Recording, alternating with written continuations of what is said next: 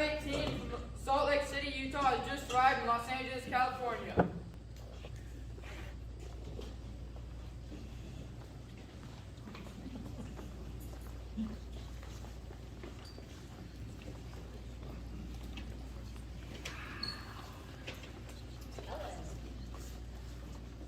All right, folks, back it up.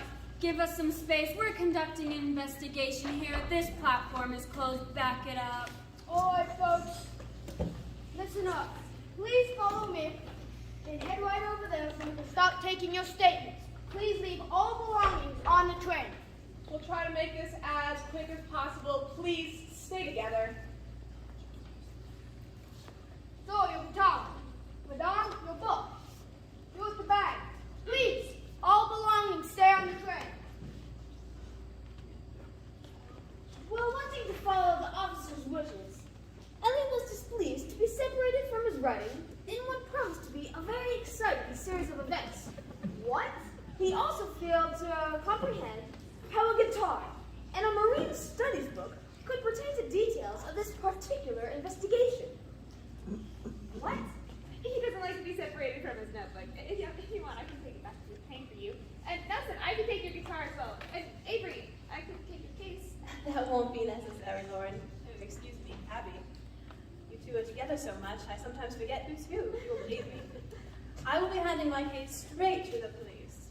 Miss Mellon, you're handing your case of samples over to the police. Don't you think that you should keep it with you? Nonsense. You heard the officers. Everything on the train is evidence. I don't want to complicate the officers' investigation by handing them a case of dangerous samples that they couldn't open. There are my pharmaceutical samples. Long, each case. Allow me to introduce myself. I am Owen Casey, private investigator. And I wanted to deliver this evidence to you, along with the case. In the bag, there's a, listen to me, sir. There's a notebook of our resident writer, Elliot Williams. I think you will find the notebook very helpful when reconstructing the activities on the train. Also in the bag is the camera of deceased Barbarazzo, Sidney Bennett, who was constantly taking pictures until she died. Wait, you found the camera? I didn't even know our photographer's friend's camera was missing. Actually, her camera was never missing.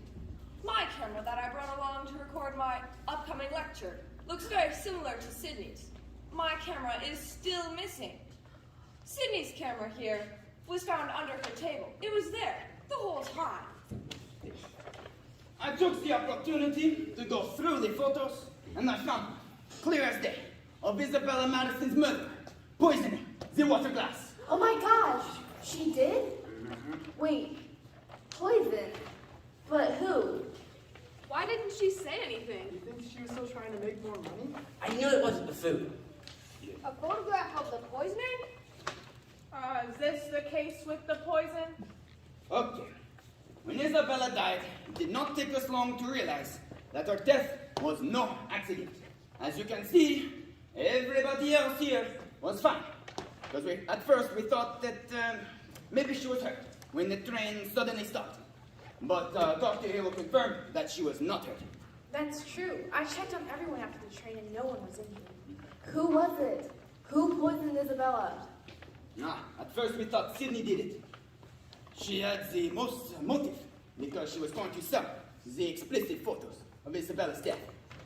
But, she denied it, and then she told us exactly what we needed to know, so maybe not so guilty. And she is the other person who is deceased? After Cindy died, we realized we were wrong about her being the murderer, and we knew that we needed to look at other potential suspects. Avery, how did you figure it out? You weren't even with the people who were trying to kill or find out who killed Isabella and Sydney. Derek, Jennifer, Lauren, and Abby all went over there with the crews. I realized that I was carrying around a whole case worth of potential danger. After the rock slide, I checked on my pharmaceutical samples to make sure they were all right. Everything seemed to be fine. But after dinner, when I returned to my room, I opened the case again, and I noticed that one of the vials was missing. You're telling me that there's a missing vial of dangerous medicine all of you guys could be in danger. What are you doing? Your medicine poisoned Isabella? It was you. It must have been you. No one else had access to your case. Plus, you were sitting at the same table as Isabella for dinner. And you just admitted in front of everyone that you opened the case right before she died. I can't believe that you tried to make me feel better after you killed her. Lucy, listen. I thought the same thing at first. But after we looked through Elliot's notes, we realized that Avery was nowhere near Sydney at any point. She couldn't have killed her, and she didn't kill Isabella. Yes. Lucy was not the only one at the table with Isabella. And she was not the only one who had access to the case of pharmaceuticals. And she was the only one. There was only one who was close enough to both Isabella and Sydney right before their deaths. Jillian! No, you don't. Going somewhere? You gotta be quicker than that to surprise me. But you figured it out. It was me. I don't believe this. Jillian, how could you? Lucy, I didn't mean to kill her. Honest, I didn't. But you did kill her. And why Sydney? Why? I was so angry at the way Isabella treated us at the train station, and again at dinner. Who did she think she was treating us like that? Fame doesn't give people the right to act that way. So that's why you killed her? You were angry about her insults? No, all I wanted to do was embarrass her. I realized that Sydney was on the train getting pictures for Isabella to sell. And I thought, what would bring Isabella down a notch? She was so worried about being better than everyone else and looking her best. I figured a bunch of pictures of her getting sick all over the train right before her big movie premiere would be just the thing to ruin her perfect Hollywood image. So you poisoned her to make her sick? When Avery opened the case after the train stopped, I grabbed the closest file to me before she closed the case again. When I saw my opportunity during the commotion, I slipped some into the file. But I never meant for her to die. I had no idea that what I grabbed killed her. I can't believe this. How many times have I told you that we work with dangerous items? What were you thinking? Stupid lady. Why would you kill Sydney though? She was literally going to sell the embarrassing dead photos of Isabella, just like you planned. I realized that when Sydney was going to sell those pictures and how she was going to get rich from it, I realized it didn't matter what happened to Isabella. She was still going to be famous, and Sydney was going to be rich from her fame. So you killed Sydney? When Owen and Sydney were going through the pictures, I realized she must have had a picture of me poisoning Isabella. She never stopped taking pictures. And I knew I had to get it somehow, but I knew I was going to get it from her willingly. She never put that camera down. So when I saw my opportunity, I slipped the rest of the file in her water. You knew it was going to kill her, and you did it anyway? And for nothing. I find out that after I got the camera and put it in my coat pocket, I find out that I have somebody else's camera. I didn't even see anybody else with a camera. That's because no one else had one. I wondered why you kept calling this empty water glass a camera. I'm just glad I went along with it. Yes, Avery and I found out that Jillian was the only one who was close enough to the pharmaceuticals and that she must be the murderer. And Holly went through the notes and found out that she also must have the camera. So we did what any super intelligent person would do. We tricked her into giving us the evidence and framed her all in a nice bow. I decided that if we pretended we had the camera, it would make her nervous enough to confess. And I was right. So I did have the camera all along. And you guys didn't have a picture of me poisoning anyone? You literally just confessed in front of all of us. We don't need a photograph. Let's go. All right, everyone.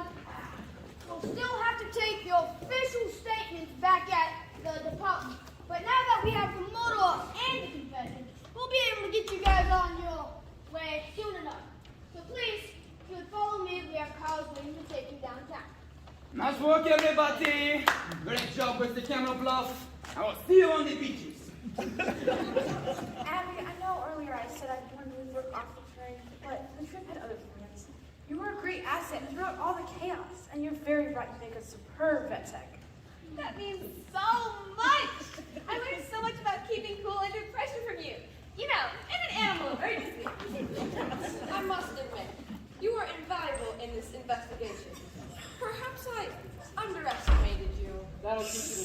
book by its cover, Professor.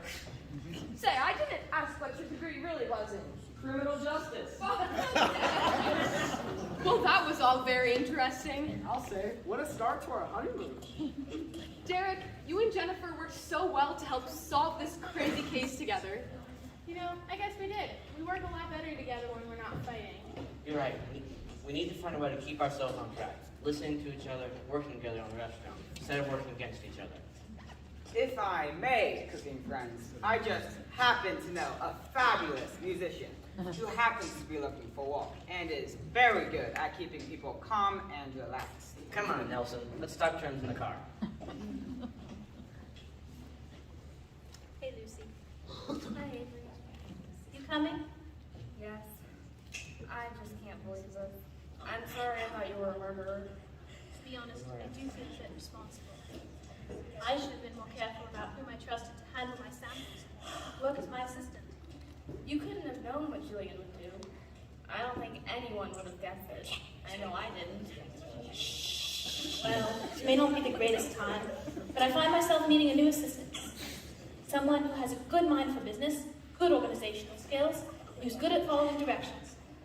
Someone who might be in need of employment. Me? You want me to be your assistant? I know you're going to have a lot on your plate in the near future handling Isabella's affairs, but when everything calms down, give me a call. Salt Lake City's a great place to live. I will. Elliot, come on.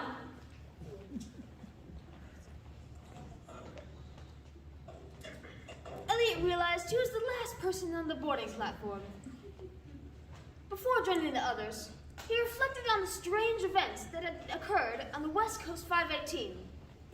After this trip, it was unlikely that any of their lives would be truly the same. Friendships torn apart, new relationships forged, old relationships grown stronger, and new opportunities presented. What a great story